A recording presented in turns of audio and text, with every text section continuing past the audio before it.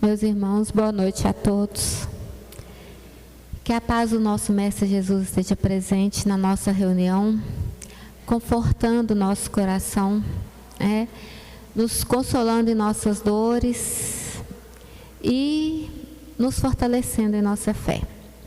Hoje nós vamos falar um pouquinho da sedes perfeitos, como perfeito é o vosso Pai Celestial. Uma reflexão, à luz da doutrina espírita, porque o Evangelho ele é muito amplo e como alguém, que além de palestrante, trabalho na área da educação, a gente sabe que um texto ele pode ter inúmeras interpretações. Então, o Evangelho, ele ao longo dos séculos, ele foi transformado, ele foi modificado, ele foi reescrito várias vezes, mas o que a gente precisa pegar nele realmente é a sua essência. Então, sedes perfeito, como perfeito é o vosso Pai Celestial que estás nos céus. É um versículo do Evangelho de Mateus, que está no capítulo 5, ao versículo 48. Então, o que é essa perfeição? Quando a gente fala de perfeição, é algo até, vamos dizer, um pouco difícil de mensurar. Principalmente nos parâmetros que nós temos, dado que estamos num planeta de provas e expiações. Então, a perfeição que Jesus fala, que Jesus nos convoca, não é imediata. Ela é uma meta evolutiva. Ele aponta como o destino espiritual da humanidade. Então, vamos pensar na evolução como algo cíclico. Saímos de Deus, criaturas criadas de Deus, a mônada celeste. Então, o princípio inteligente que estagia, nos reinos mineral, nos reino vegetal, no reino animal, e que alcança o livre-arbítrio quando chega na condição nominal. E à medida que nós vamos trabalhando e nos aperfeiçoando, nós retornamos aos seios do Pai, atingindo a angelitude. Então, a evolução, ou essa perfeição, ela é uma meta que nós vamos atingir ao longo da eternidade. A eternidade é um caminho que pode ser suave ou um caminho que pode ser cheio de pedras, na medida que nós utilizamos bem ou mal o nosso livre-arbítrio. Então, qual que é a visão espírita da perfeição, segundo o Livro dos Espíritos? Ela é relativa, ela não é absoluta. Então, por que a perfeição é relativa? Porque dentro dos estágios evolutivos, nós podemos ser mais ou menos perfeitos de acordo com o nosso padrão moral. O espírito vai progredir por esforço próprio.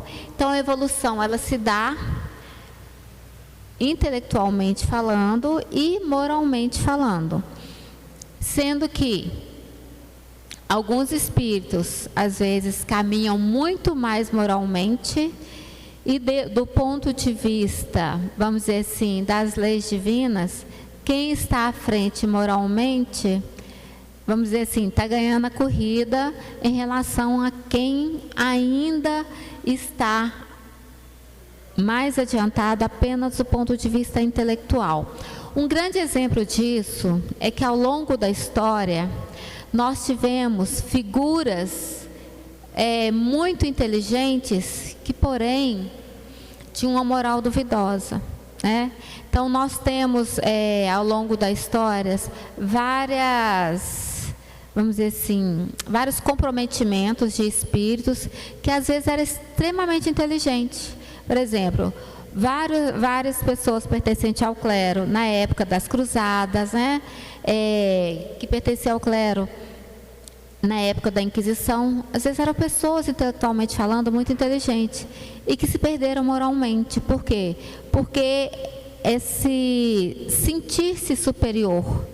E é esse um dos grandes desafios quando nós crescemos muito do ponto de vista intelectual, mas ainda não ascendemos igualmente moralmente.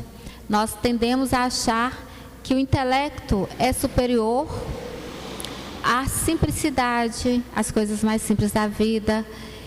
E isso é o que faz com que muitos espíritos atrasem a própria evolução. Mas, como eu já falei anteriormente, todos estamos destinados à angelitude. E o que significa ser perfeito? Na perspectiva espírita, porém, a gente pode pensar que a nossa consciência, ela pode ser um parâmetro de perfeição na medida que ela nos guia em nossas ações. Então, desenvolver as virtudes, dominar as más inclinações, amar sem distinção, agir com justiça, misericórdia, caridade, tornar-se cooperador do bem.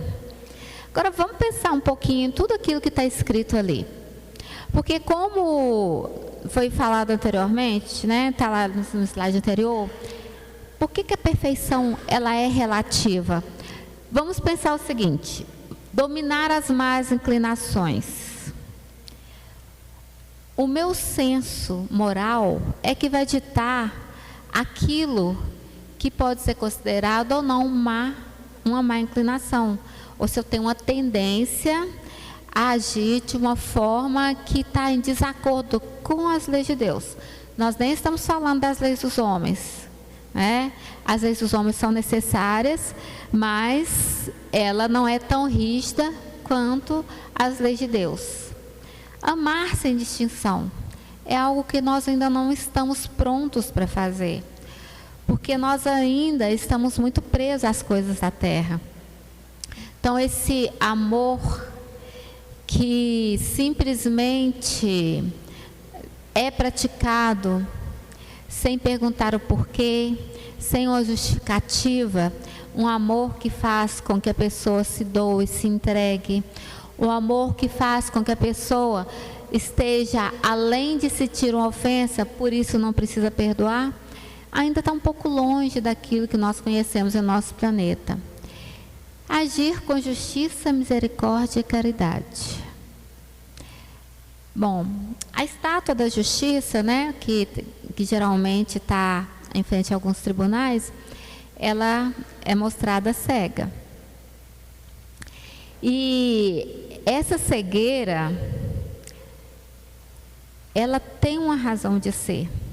A justiça é cega porque ela não pode tomar partido. Então, ela não pode ter uma visão, ou vamos dizer assim, vamos fazer um exemplo bem simples. Se eu representasse a justiça, eu teria que ser imparcial. E o fato dela não enxergar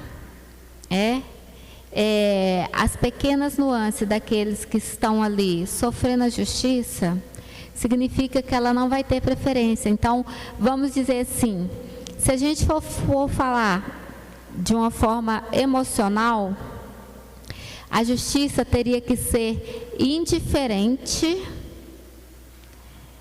aos problemas pessoais ou às dores pessoais daqueles que ali estão para ser submetidos a ela. Ela teria que não ter nenhuma relação com qualquer pessoa que fosse ser submetida a ela. Mas a gente sabe que, principalmente no nosso planeta, não é o que acontece. Por quê? Porque a justiça é representada por seres humanos falíveis e, em muitas situações, seres humanos tendenciosos.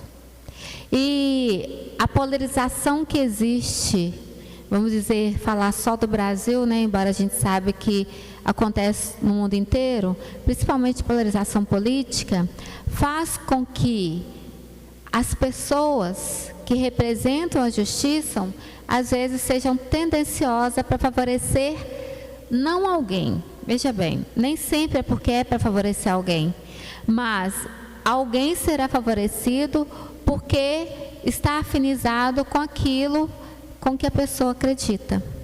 Então a justiça fala muito das nossas crenças, por isso que a gente ainda está longe de ter uma justiça perfeita. Agora, a misericórdia não. O que é a misericórdia? Será que nós temos a verdadeira noção do que é a misericórdia? Será que nós entendemos realmente o que é a misericórdia? A misericórdia é aquilo que enche o nosso coração de compaixão. É quando que, independente da nossa dor, independente das nossas mágoas, nós conseguimos ver além daquilo que é nos apresentado de forma grosseira. E a misericórdia, ela é companheira da caridade. Porque para sermos verdadeiramente caridosos, nós devemos fazer uso da misericórdia em todas as nossas ações.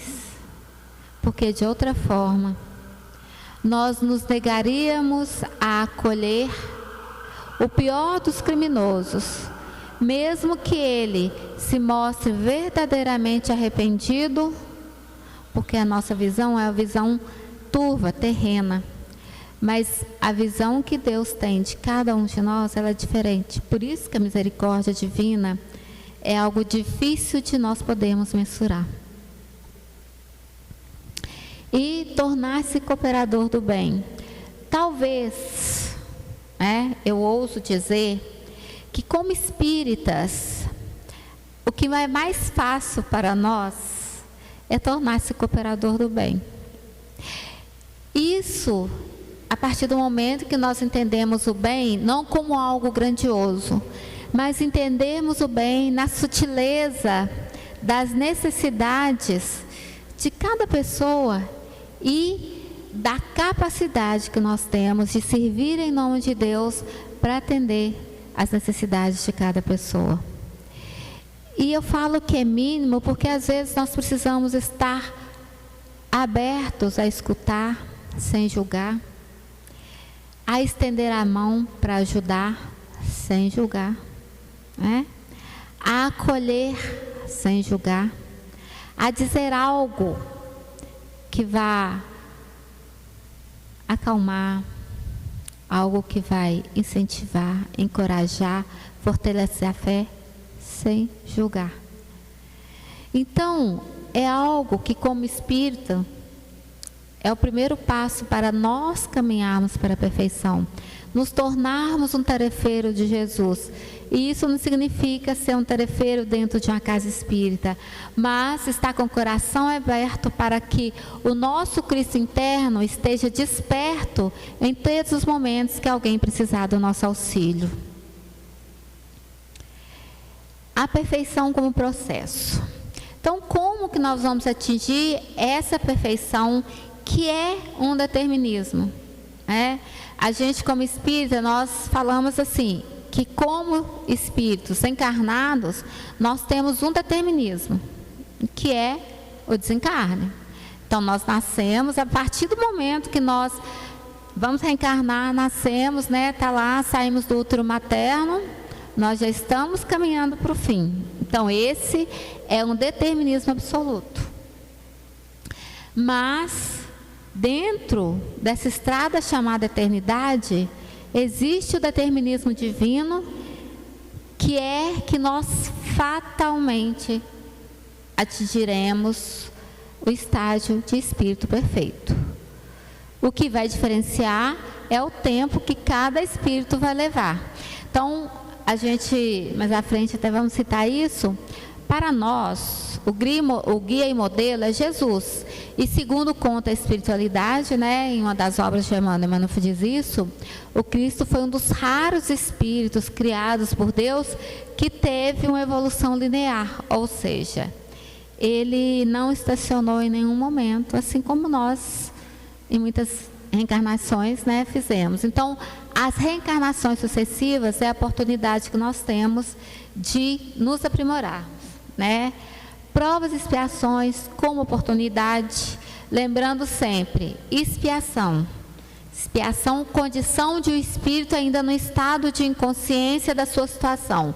Provas, condição de espírito já desperto e com a necessidade e a vontade de se provar de que já conseguiu vencer aquelas más inclinações de que falamos anteriormente. Livre-arbítrio orientando as escolhas. Então, qual que é a diferença também nas provas e expiações? Que muitas vezes as expiações ela acontece de forma compulsória. Então, de forma compulsória, nós não tivemos ali uma consciência e utilizamos o nosso livre-arbítrio. Na prova já é diferente. São muitas vezes as nossas escolhas, bem orientadas pela equipe espiritual que nos assessora em cada encarnação. Lei de causa e efeito como educadora. Então, não vamos nos iludir. Ninguém está sofrendo de forma inocente, né? Se alguém aqui tem o hábito de ler o Antigo Testamento, vai lembrar lá, né, de Sodoma e Gomorra. E que quando foi avisado, né, lá que aconteceria a destruição de Sodoma e Gomorra, foi perguntado para o anjo se tivesse alguém inocente, se seria poupado as cidades. Lembrando, gente, que o Antigo Testamento são cheios de histórias metafóricas, então nada que deve ser levado ao pé da letra. Então, o que foi falado? Se houver uma pessoa inocente, seria poupado Sodoma e Gomorra. Mas não foi encontrado ali uma sequer pessoa inocente. Sodoma e Gomorra pode representar muito um planeta de provas e expiações, que não estará isento dessa destruição metafórica na medida que nós vamos evoluindo para a regeneração. E eu lembro muito também do Seu Honório, né? Para quem nunca ouviu falar do Seu Honório, ele é um dos grandes nomes do espiritismo mineiro, é um dos fundadores do Grupo Emmanuel, já foi presidente da União Espírita Mineira e um grande estudioso do Evangelho. Eu lembro de uma palestra ele falando que, e a gente estava falando na época no sentido político mesmo, com relação, por exemplo, às escolhas que nós fazemos de um governante e as escolhas que esse governante faz, que às vezes pode causar sofrimentos, como, por exemplo, ir para uma guerra. Ele diz o seguinte, que se qualquer pessoa inocente for sofrer pelas ações desse governante, Deus não vai permitir. Então, se essa pessoa tem uma suposta inocência e ainda assim sofre, é porque está nessa condição de prova, é uma escolha. Então, até mesmo essa inocência ou a dor de um inocente, ela é relativa às nossas escolhas e à utilização do nosso livre-arbítrio. E Deus, sempre lembrar, Ele sempre é um Pai amoroso e nunca punitivo. Então, como eu falei anteriormente, nosso modelo e guia é Jesus, o Espírito puro, né? Que, como a espiritualidade nos traz essa informação, teve essa evolução de forma linear. É o caminho seguro para a evolução. Ele mesmo disse, eu sou o caminho para a verdade e a vida. Ninguém vai ao Pai senão por mim. Mas são vários caminhos que levam a Jesus, não é mesmo? Então, dentro do próprio cristianismo, as várias maneiras como nós vivemos a religião cristã, são vários caminhos que levam a Cristo. Mas Ele é o único caminho que leva ao Pai. Exemplo vivo de amor, humildade e serviço. É muito triste a gente, às vezes, observar o quanto que as pessoas fazem, né, uso da religião para justificar as suas ações. E, racionalmente, às vezes nós nos perguntamos como que alguém que pode endossar o uso de armas, ou uma situação de tortura, e ainda assim se considerar cristão. Porque isso é contra tudo aquilo que Jesus pregou. Amai-vos uns aos outros como eu vos amei. O amor cobre a multidão de pecados. Mas a gente não pode esquecer, não só de amar-vos uns aos outros, mas do amor próprio. Porque às vezes nós estamos buscando e gravitando em torno de outras pessoas em busca de amor e validação. E eu não estou falando, embora hoje seja dia dos namorados, do amor romântico. Eu estou falando desse amor universal que cada um de nós possui dentro do coração, mas que muitas vezes nós não sabemos nem como demonstrar, porque nós não aprendemos a nos amar. Então, amar ao próximo como a si mesmo não implica só no amor ao próximo. Implica que se eu não tenho a capacidade de amar a mim mesmo, de me valorizar como espírito em evolução, eu não vou refletir o amor para o meu próximo. Porque nossas ações refletem aquilo que nós somos. Então, se eu sou uma pessoa que já aprendi a amar com desprendimento, as minhas ações vão refletir aquilo que eu sou. Se eu ainda sou uma pessoa presa às minhas dores, às minhas mágoas, aos meus rancores, as minhas ações vão refletir aquilo que eu sou. Então, amai-vos uns aos outros como eu vos amei. Porque o Cristo, Ele foi torturado, Ele foi aviltado, Ele foi assassinado. Mas nem assim Ele deixou de nos amar. Então, como que nós vamos avançar rumo à perfeição? Autoconhecimento. Conhece-te a ti mesmo. Essa é uma frase que é muito falada em várias palestras espíritas.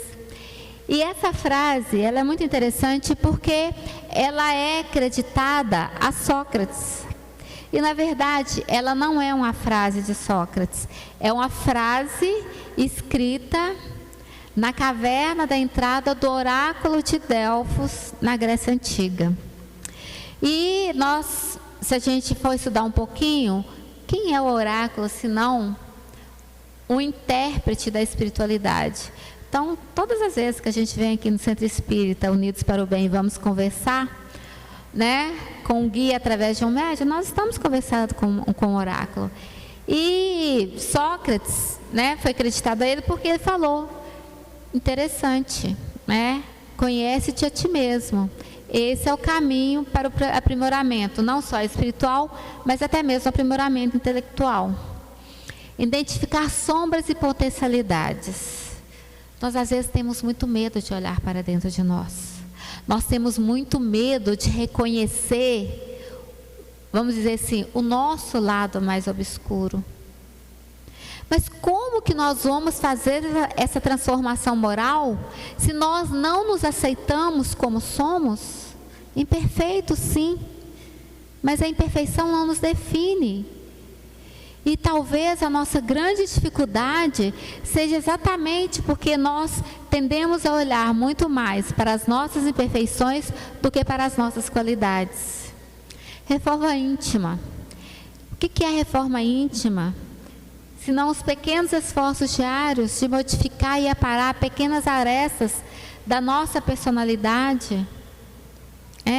Que muitas vezes são aquelas coisas pequenas que são tão arraigadas em nós, que vai ser a nossa pedra de tropeço na nossa relação com nossos irmãos do caminho.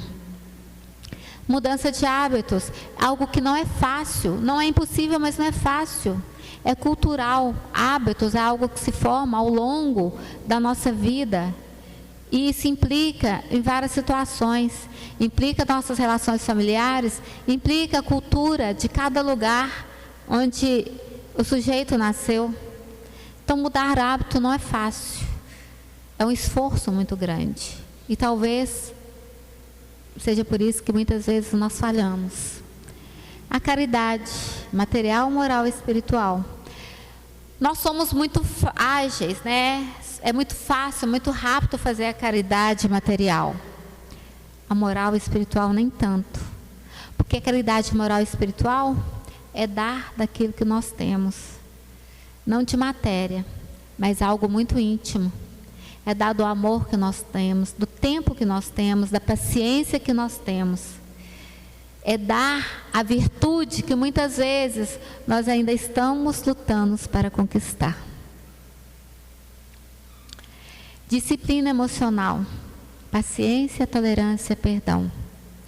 Olha, eu confesso que essa disciplina emocional é algo que eu sinto muito trabalho. Eu trabalho muito para manter essa disciplina, porque ter paciência nos dias de hoje não é fácil.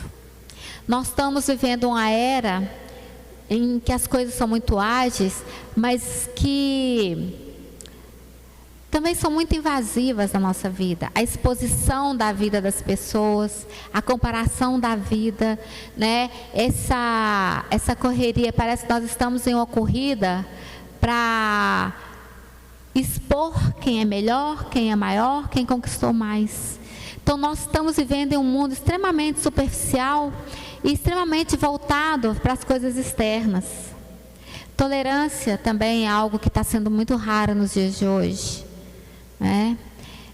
A gente tem leis maravilhosas de proteção, mas que ao mesmo tempo, essas leis, em algumas situações, se tornam tão extremas, que coisas simples e banais se transformam em palavras ofensivas, porque a gente não consegue mensurar a intenção de cada um.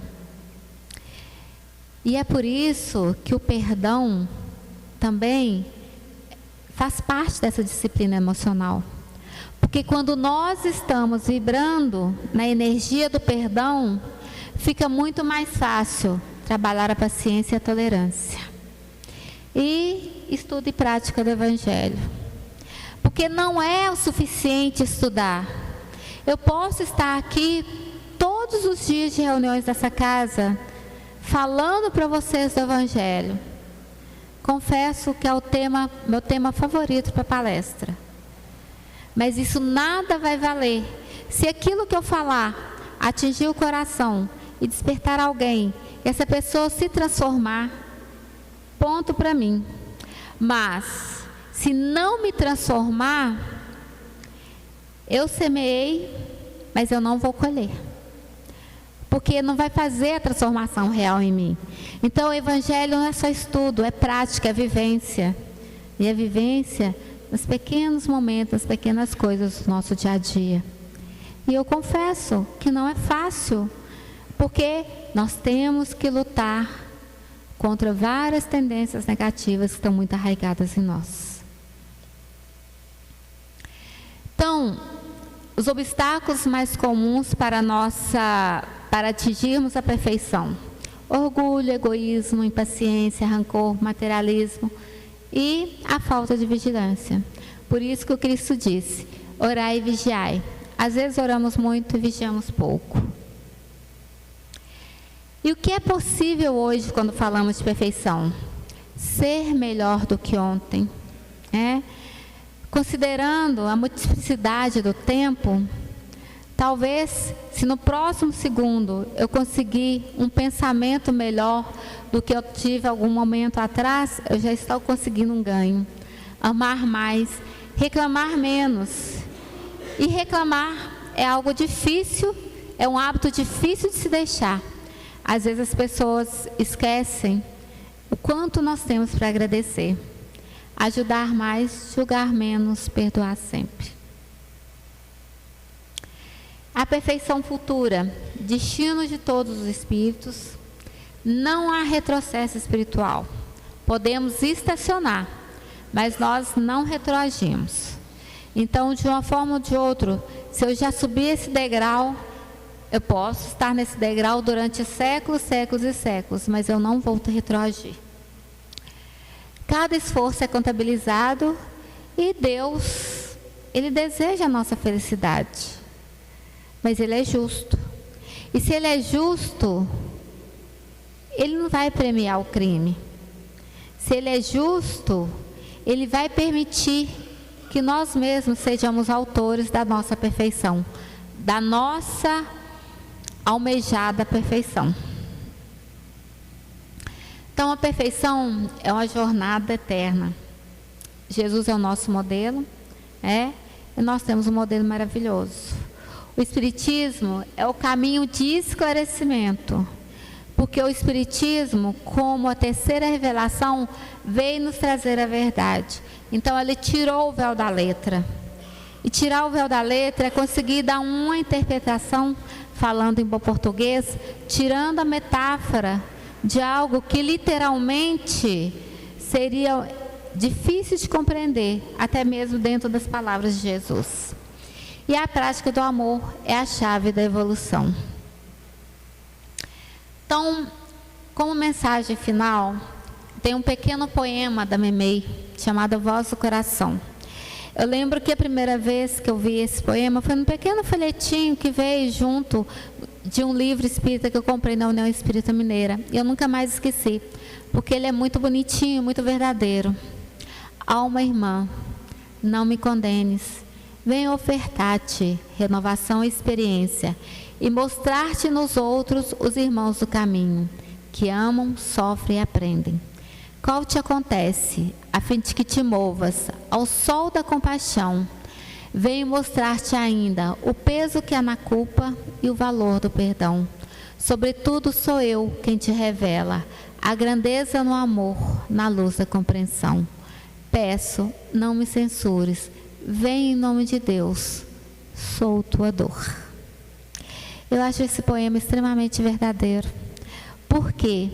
Porque nós condenamos a nossa dor e esquecemos que essa dor é a misericórdia divina agindo em nosso favor, porque senão estaríamos ainda acreditando nas penas eternas que o inferno cristão promete. E dentro da lei de causa e efeito, estamos sob a misericórdia de Deus. Então essa é a nossa mensagem, sobre a perfeição, sobre essa busca da perfeição, e é o objetivo de todos nós nesse planeta e em todo o universo. No mais, eu agradeço a todos o carinho e a atenção, Tenham uma boa reunião.